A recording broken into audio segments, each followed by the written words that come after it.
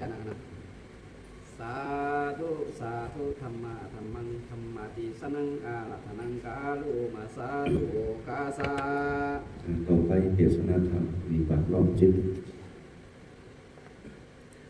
นะโมตัสสะภะคะวะโตอะระหะโตสัมมาสัมพุทธัสสะ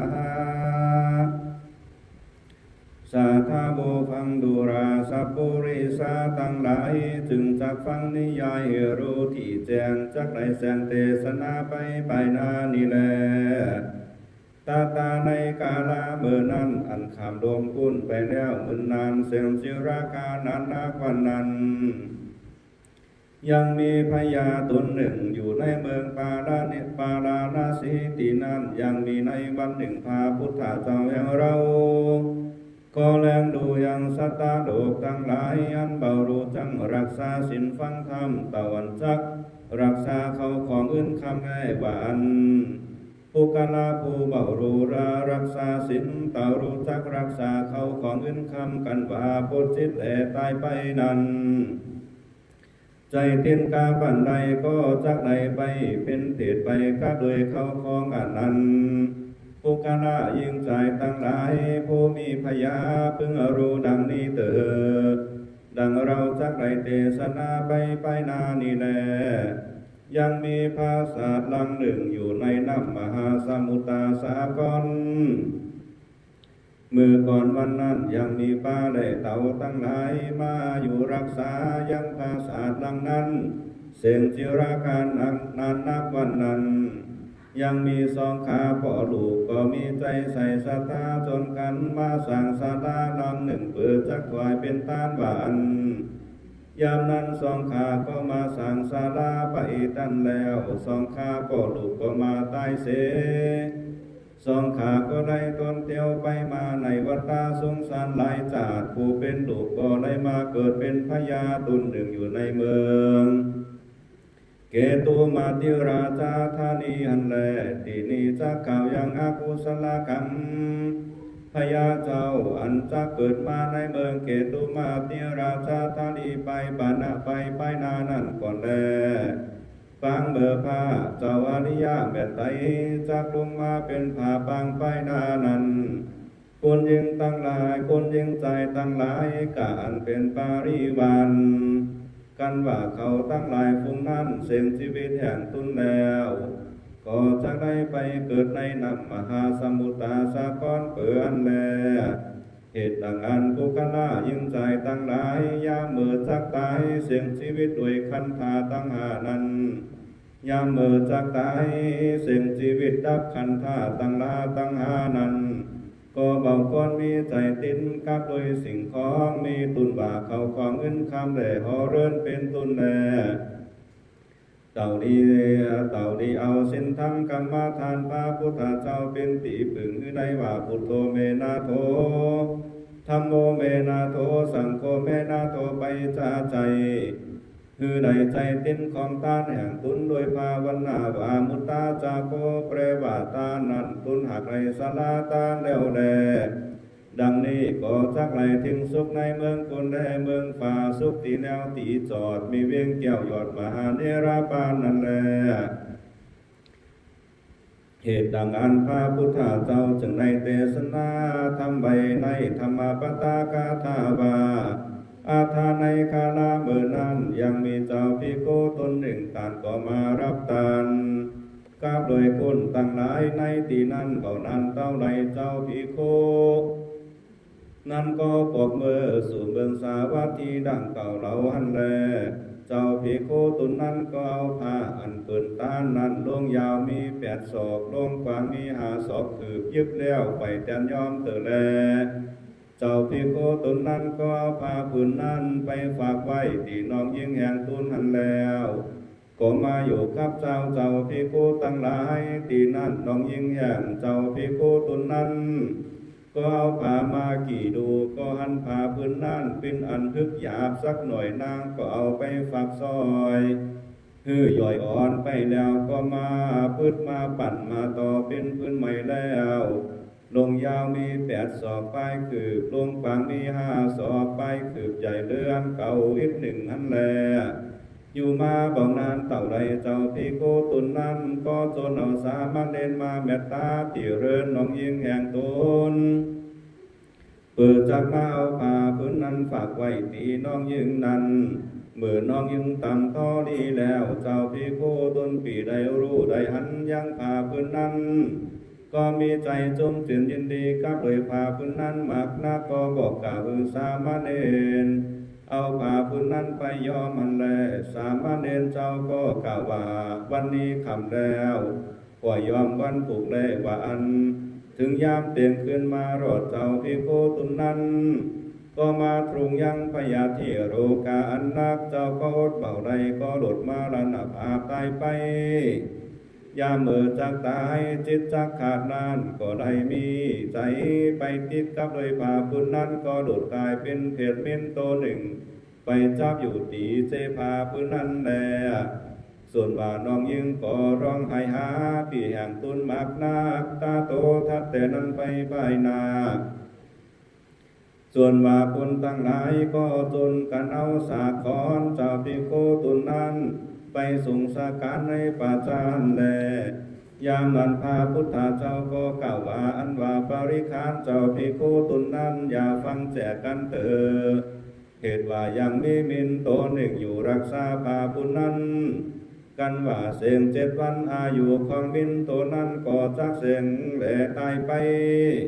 กันตายจากเป็นเมนก็จากได้ไปเกิดในจันฟ้าจ้าแลกันว่าทน7 วันแล้วต่างตั้งหลายจงแจกปริคานกันเถิดเหตุดังอันผู้กลายิ่งใจตั้งหลายฟุงใดก็ดียามเมื่อจากตายนั้นก็เบาโคนเอาใจไปติดกับด้วยเขาของเงินคำจังมาบุกว่าไรนาตึกโซนบุกนับแลน้องป่าสังสกันเต่าคนเดเกิดถึงยังสินธรรมกรรมฐานของกินของตาแห่งตุนติไรตานมานั้นอันหนึ่งก็คือเกิดถึงยังพระพุทธเจ้าพระธรรมเจ้าพระสังฆเจ้าเป็นที่พึ่งแก่ตุนเตอกันว่าใจเต้นสินธรรมกรรมฐานของกินของตาแห่งตุนดังอันกันว่าตายไปก็จะได้ไปเกิดในจันฟ้าและนิพพานเบายาจาแลพระพุทธเจ้าเทศนาว่าต่างตั้งหลายอย่าได้พามหาดของกินของตาแห่งตนเถิดเมื่อจากมังปัญจขันธ์ตั้งหานั้นจึงว่าเบาเกิดถึงยังเขาของเงินคำสัมปติเปิดแลกันว่าเกิดถึงของอันใดกันตายไป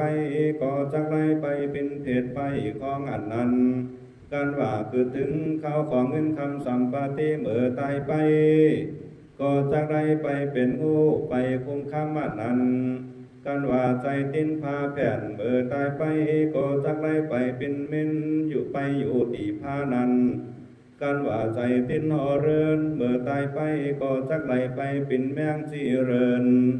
เบาก็เป็นแมงบุ้งขาวขาดใจไปอยู่ในเรินนั้นกันว่าใจติดบุกนำแดนน้องป่าเมื่อตายไปก็จักได้ไปเกิดเป็นหมูไปขุดสอหากินอยู่ตามบุกน้ำนั้นและน้องป่าที่นั้นเบาอันก็จักได้ไปเป็นก็เป็นเขตไปอยู่ในบุกน้ำน้องป่าอยู่ในไร่ในนานั้นกันว่าใจติดเมืองฝ่ายกันตายไปก็จักได้ไปเป็นผีเสือนำไปอยู่ที่เมืองฝ่ายนั่นแหละกันว่าใจเต้นจมพูตรีเมืองคุณก็จักได้ไปเกิดในจมพูตรีเมืองคุณได้ตนเตียวไปมาในวัฏฏะสงสารเป็นทุกข์ในวัฏฏะสงสารใจกันว่าใจติ้นกับโดยใจยิงผู้ใดก็จักได้ไปมีกรรมเวรกับโดยใจยิงผู้นั้นก็ความเป็นดังพญาเจ้าเมืองปาลานาสีเอาหมู่ปริวารไปเลียนสนอุญญาณได้ไปพบกับได้ไปพบหันกับโดยใจผู้ตรงพยาธิโรกาอันไกลจากตายใจผู้นั้นได้หันยังถึงยองพระดับพญาเจ้าเมืองปาลานาสีก็เป็นนั้นถูกเลิกพึงใจมากนักเมื่อใจผู้นั้นตายก็ได้ไปเกิดเป็นลูกใจพญาเจ้าเมือง ปาลานาสีตินั้นก็มีแล้วก็ไรสืบราชาสัมปติบ้านเบิงตีนั้นยามนั้นยังมีสามารถเน้นตนหนึ่งตรงยังพยาธิโรกาไก่จักตายสามารถเน้นตนนั่นก็ใจติ้นจันพาอยู่ใจการตายจากเมืองคุณก็ไขเอาตนเมื่อเกิดในจันพาตาบาติงสาตินั้นยามนั้นยังมียิงผู้หนึ่งเป็นอากามาเฮสีพญาจาเมืองปาราณสีมีเขาของเงินคำมากนักปล่อยเบามีลูกสากุลนางก็มาเข้านิ่งใจว่าดังนี้เขาของเงินคำสัมปติอย่างกูนี้หาผู้จักสืบแดนข้าคุณก็เบาไรสากุลโกนโกไปเนมอนสามารถเรียนตนเป็นพยาธิโรกาอันไกลจักตายนั้นมาเกิดเป็นลูกไว้สืบแดนข้าคุณพึ่งโกนจาและวานนางก็หมู่ปริวารแห่งตนแล้วก็ลงจากปราสาทนางก็ไปสู่ที่อยู่สามารถเรียนตนนั้นก็โยอันโจลีมือ10 นิ้วตั้งหว่างกิววันตากล่าวว่าดูลาเจ้าสามารถเรียนตนมีบุญอันมากต่างก็มาตรงยังพยาธิโรกาข้าขออาราธนาไปเกิดเป็นลูกอย่างข้าได้เถิดเหตุว่าข้านี้หาลูกเบาไหลและว่าอันยามนั้นสามารถเรียนก็กล่าวว่ากันเราตายก็ไขไปเกิดในจันทาและว่าอันที่นั่นนางเทวีก็กล่าวว่าดูลาเจ้าสามารถเรียนตนมีบุญสมปานนั้นมากต่านอย่าได้เกิดใจสนั้นเถิดต่านอย่าได้ไปเกิดในจันทาเถิดแลข้าขอเจ้าโกจุงคือต่อโตอย่างข้าเถิดข้าขออาราธนาเจ้าโกจงมาเอาปฏิสันธิในต้องอย่างข้าแลขอเจ้าผู้ได้สืบองศาบ้านเบิงปาราณสีที่นี้ก่อนเตวันเมื่อนั้นสามารถเล่นเจ้าก็ข้าหนึ่งใจโดยพยาอย่างตุนว่าดังนี้จันทานั้นจุงไว้ก่อนเตกูจักรับเอาคำนิมนต์แห่งนางเทวีนี้ก่อนแลเปิดได้สืบวงศาพญาเจ้าเมืองปาราณสีก่อนได้ว่าอันกันว่าเจ้าสามารถเล่นข้าหนึ่งใจดังนี้แล้วก็รับเอากรรมปฏิญญาณแห่งนางเทวีอันแลนางก็จนเอาหมู่ปริวารปอบขึ้นมาสู่ติโยภาสาทแห่งตนยังไปตันมารอดถึงเวงปาราณสีเตอส่วนว่าเจ้าสามารถเล่นตุนนั้นก็โหลดเสียงกรรมไปอันแลเนื้อก็ไปเอาปฏิสันธิในต้องแห่งนางเทวีแต่อันแลนางเทวีก็มาตรงกับผ้าทน10 เดือนโบราณมนแล้วนางก็พาสุดในลูกชายผู้หนึ่งมีลูก2,000 วันนานงามมากนักก็ได้เป็นพญาสวยราชาสัมปติในเมืองตีนั้นโยปุกาโลอันว่าปุกละยิงใจตั้งหลายผงใดยามเบิดจักตายนั้นกันว่าใจไปติ้นกับโดยของอันใดก็จังไรไปเกิดในที่นั้นพึงมีจาแลกันว่าใจติ้นโบควายกันตายก็จังไรไปเกิดเป็นแมงบุ้งตอมขี้ควายนานอุปมาเป็นดังยิงผู้หนึ่งกำลังเป็นสาวขึ้นใหญ่ขึ้นมายามนั้นยังมีใจผู้หนึ่งได้มาผูกปั้นเป็นจุรักกับนางผู้นั้นสองขาก็อูกันว่ากันเราเบาไรกันในจัดนี้ขอคือไรกันขอคือไรกันจัดนาเตอก็มาที่ทานต่อกันว่าสันนี้อยู่เบานานเต่าใดนางผู้นั้นก็มาตรงยังพยาธิโรกาอันนักก็โดดตายไปเมื่อนางจักตายนางก็มาเกิดถึงควายกันนางตายก็ได้ไปเกิดเป็นควายแม่ดำตัวหนึ่งควายแม่ดำตัวนั้นก็มาอยู่ไกลที่เรือนใจผู้เป็นสุรกันนั่นแลส่วนว่าใจผู้นั้นก็มีใจรักกับโดยกายตัวนั้นจึงว่าคนเรานี้เบาดีขอดกำขอดเป็นแก่กันในกาลเมื่อนั้นยังมี3 คนพ่อแม่ลูกมีน้องสละอันเตรียมไปโดยดอกโบบ้านจังก่อนตั้งหลายเป็นตีสนุกจุ่มจืดยินดีมากนักเขาก็ไปเอาป่ามากินแบกขายเลี้ยงชีวิตแห่งเขาทุกวันเบาขาดสักวันอยู่มาเบานานเท่าใดผู้เป็นป่อขอเสกอายุกรรมไป เมื่อผู้เป็นป่อจากเสียงกรรมตายไปนานก็ได้เกิดถึงหนองสนาได้ไรนาตีนั้นกันตายก็ได้ไปเกิดเป็นหมูไปสอหากินอยู่ตีหนองสนาตีนั้นอยู่มาเบานานเต่าใดผู้เป็นแม่ก็เสียงกรรมไปอันแลเมื่อจักตายก็ได้เกิดถึงยังไรนาแลน้องป่ากันตายก็ได้ไปเกิดเป็นหมูโตหนึ่งไปสอหากินอยู่ในน้องตีนั้นในกาลนั้นเหล่าผู้เป็นลูกหญิงสาวก็โหลดตายไปแทนเมื่อนางจากตายก็ได้เกิดถึงยังนองสาราและไรนากันนางตายก็ได้ไปเกิดเป็นเขตโตหนึ่งอาศัยอยู่ที่น้องนั้นลูกหญิงสาวผู้นั้นหันน้องสลาก็เป็นนั้นถูกเนื้อพึงใจหยึงนาเหตุดังอันจึงได้ไปเกิดเป็นสัตตาริชานไปอยู่ในน้องเปื่อนแลส่วนว่างูตัวนั้นมันหันเขตก็โดดกินเขตแล้วทัดแต่นั้นไปป้ายนาหมูเถินตัวนั้นก็มาสอหากินตีริมน้องตัวนั้นตีริมน้องนั้นมันได้หันงูตัวนั้นมันก็กาบกินงูตัวนั้นหันแลยามนั้นผู้เป็นปีใจผู้ปีใจอย่างนางผู้ตายไปเป็นเพเป็นเขตนั้นมันก็เบารู้มันก็รู้ว่าหมูเถินตัวนั้นมาพูดเตน้องดังอันมันก็มีใจเกตมากนักถึงยามกลางคืนใจผู้นั้นก็ถือธนูเร่ต่างหมูตัวนั้นยามนั้นหมูก็ลงเปื่อว่าจักมาสอหากินตีรองตีริมน้องดังเก่าหันแลใจผู้นั้นก็เอาธนูยิงอย่างหมูตัวนั้นตายไปใจผู้นั้นก็จนเอาเจ้าบ้านไปหามเอาหมูตัวนั้นมาตีนอกบ้านหันแลดันกาลายามนั้นยังมีพาภิกวารันตาเจ้าตุนพากอบโดยวิจายานแห่งตุนเตียวมาเปิดจังมาขอเอาเขาเป็นริบาทในบ้านตีนั้นก็มาหันยังหมูตัวนั้นก็กล่าวว่าลูลาอุปาโสกหมูเถินตัวนี้ก็เป็นป่อแห่งมึงแล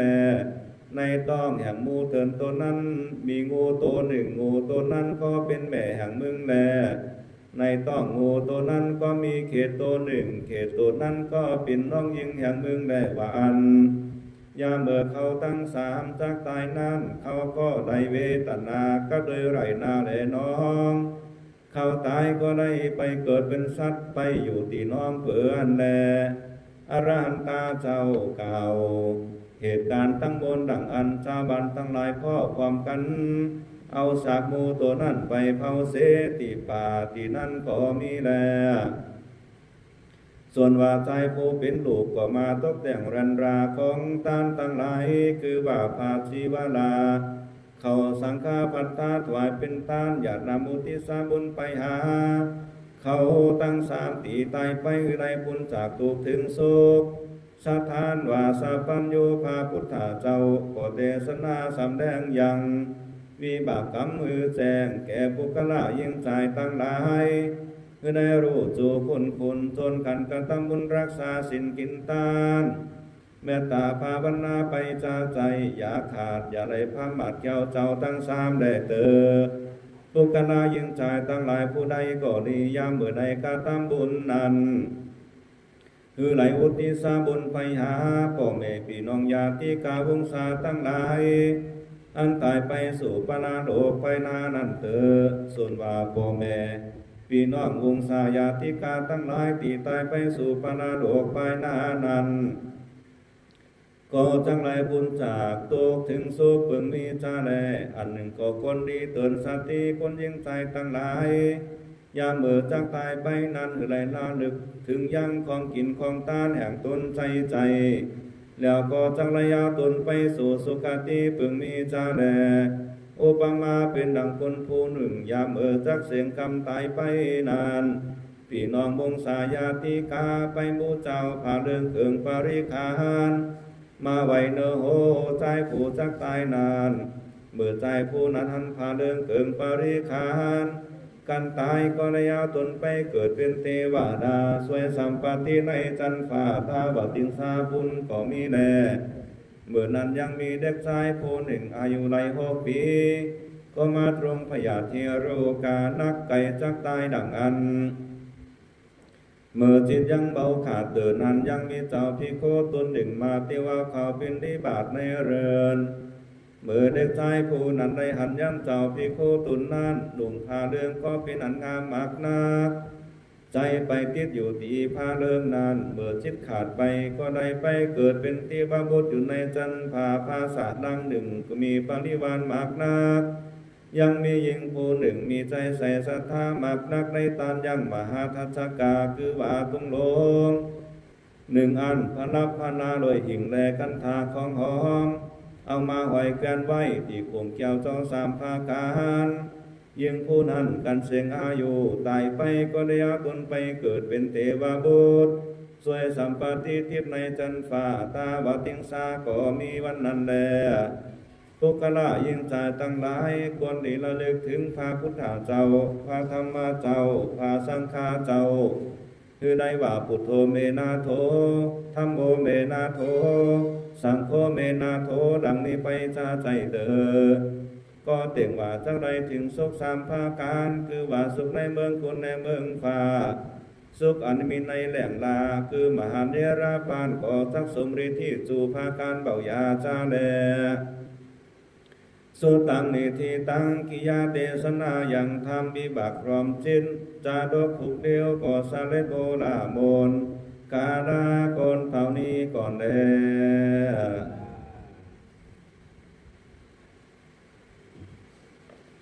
สัพพิติโยวิวัจจันตุสัพพะโลกโควินาศสันตุมาเตภวตันตารายโยสุขีติขายุโกภาวะอภิวาทานาสีลิสานิจังพุทธาปัจจาหิโนจัตตารโอธรรมาวัฏันติอายุวันโนสุขังภะลังอันนี้เป็นวิบากเนาะวิบากรอมจิตวิบากรอมจิตก็หมายความว่าเมื่อเราเป็นปุ้นนี่สร้างแต่งเนาะมีหอมมีเงินมีรถมีกามีสังแก่มีโซซีมีโฟมเนาะมีฝนมีสิ่งของคุมเอวก็คุมเอวมีหอมมีเงินมีลูกมีเต่ายามที่ตายนี่อย่าอะไรใจติดอย่าอะไรใจติดผู้ของทั้งหลายทั้งโบสถ์ยามเราที่เสี่ยงกรรมเราไปนี่ว่าเขามีของที่สั้นก็อย่าไปอะไรใจติดนะเพราะว่าใจติดก็เอาที่การในการเป็นเพศนะเป็นเพศเป็นผีไปเขาของเงินคำไปโสนไปไห้ไปตึกดินตึกนาไปไว้มันของจังปุ่นลุกถึงสุขไหลอุปมาเพียงเดียวในธรรมก็บอกไว้มีสีพ่อแม่ลูกพ่อไหลไปเห็นไห้เห็นนาแม่ก็ไหลไปลูกยิงก็ไหลไปลูกชายก็ไหลไปพ่อในสังขารวันตั้งพ่อในตายวันตั้งก็เกิดเป็นหมูก็เกิดเป็นหมูก็อยู่การกินอยู่ในโสดในหนองน้ำถึงมากกว่าแม่ก็ตายไปว่าแม่ก็เสกกรรมไปแม่ซ้ำในการเกิดเป็นงูนี่ว่านะแม่เกิดเป็นงูอ่ะต่อไปในลูกยิงก็ตายไว้แทงว่านะลูกยิงตายจิตตายก็ซ้ำใจติดไผ่สติดโสนใจติดหนองน้ำลูกยิงก็ในการเกิดเป็นเขตการเกิดเป็นเขตได้ยาววันหนึ่งต่อวันหนึ่งเนาะงูเขียดหมูก็อาศัยอยู่ในน้ำหนองนั้นมากินพักกินเยอะกินปูกินปลาในน้ำหนองนั้นหนองใช้กว้างเนาะวันหนึ่งมาในลูกใจก็สัมไปเหยานะเหยาต้องไห่ต้องสนต้องหนองสัมพันธ์ห้อยขาหมูนี่มากินว่ามาสอกมาเตาหนองนะลูกใจก็ใจล้ำนะเนาะหมูนี่มาเกาโซนเนาะลองโคก็เลี้ยวนะหมูก็ตึ้งเข้ามาวันนั้นขิงนั่นอันลูกสาวเกิดเป็นเขตงูสมาหันเขตงูสมาหันเขตงูสมากินเขตเองนะต่อมาในงูต่อไปในหมูก็ไม่เอาหากินในหนองมาสมาหันงูหมูก็มากินงูเองว่าเนาะสุดท้ายก็ลูกชายสมาหันหมูแล้วก็เอาหนาในสมายิงหมูตายหมูนี่ตัวใหญ่นะเนาะตัวใหญ่นะหลักก็เรียกว่าแปะนะหลักก็เรียกว่าแปะหอกก็เรียกว่าแปะยกก็เรียกว่าแปะในห้องชาวบ้านมาเป็นมาจ่อยเรามาไว้ตีกลางตั้งไว้ เอามาไว้ที่ความตั้งมาเจนจากันว่าที่ซื้อหือเนาะที่ปากซื้อหือที่ยามซื้อหืออะไรกันเนาะยามนั้นนี่มีเจ้าภิกขุอรหันตาตัวหนึ่งเดียวมาก็มาบอกมาหันเปิ่นนะที่หางหมูนะผมก็ตายที่จุกในปากหมูแล้วก็เจ้าภิกขุตัวนั้นมาบอกใจนั้นว่าใจเอ้ยเนี่ยว่าโหโซนี่ตายกันแล้วก็เกิดเป็นหมูเนี่ยว่าเกิดเป็นหมูเมสุอันตายกันนี้สังเกิดเป็นงูก็อยู่ในตองหมูนี่เย้านะลูกน้องยิงมันก็ตายก็ได้ก็เกิดเป็นเขตก็อยู่แต่ในเขตก็อยู่ในตองงูนั่นเย้านะงูมากินเขตอยู่ในตองงูต่อไปซ้ำหมูสมากินงูสมาอยู่ในตองหมูนะเจ้าภิกขุตัวนั้นมาซับแดงว่าเนี่ยเพราะว่าเขาแหละใจติดอีสานก็เนี่ยว่าเขาก็จะได้การเกิดเป็นอนันต์ยาวเขาผมได้พ้นจากทุกข์ถึงสุขสักเตอนี่ว่านะได้การเกิดเป็นเทวบุตรเทวดาแล้วผมประกาศศรัทธาทั้งหลายเนาะเพราะว่าใจติดอีสานก็เวลาเขาติดตายนี่อะไรคืออีสานว่าอะไรคือว่าพุทโธเมนาโถนี่ก็ว่านะพุทโธเมนาโถธัมโมเมนาโถสังโฆเมนาโถว่าอันนี้ก็ว่านะพุทโธเมนาโถธัมโมเมนาโถสังโฆเมนาโถ